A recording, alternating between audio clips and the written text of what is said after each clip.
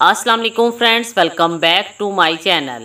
इस वीडियो में मैं आप लोगों से औलाद के लिए 10 मुहर्रम शब आशूरा का अमल शेयर करूंगी।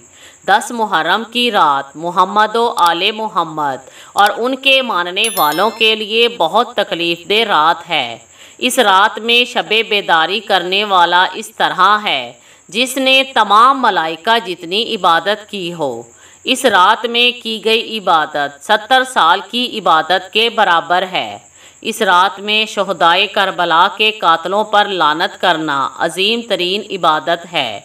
इस रात में शहदाए करबला के गम में गिरिया करने से बेहतर कोई अमल नहीं है। 10 मुहर्रम की रात 4 रकात नमाज इस तरह अदा करें कि हर रकात में सूरह फातिहा के बाद 50 मरतबा सूरह इखलास पढ़ें और नमाज मुकम्मल करने के बाद मोहम्मद व आले मोहम्मद पर सलावात भेजें और उनके दुश्मनों पर लानत करें। इसके बाद 70 मरतबा कहें सुबहानल्लाह वल्हम्दुलिल्लाह वला इलाहा इल्लल्लाह वल्लाहु अकबर वला हौला वला कुव्वता इल्ला बिल्लाहिल अलिय्यिल अज़ीम। इसके बाद 70 मरतबा अस्तग़फ़िरुल्लाह रब्बी व अतूबु इलैह पढ़ें।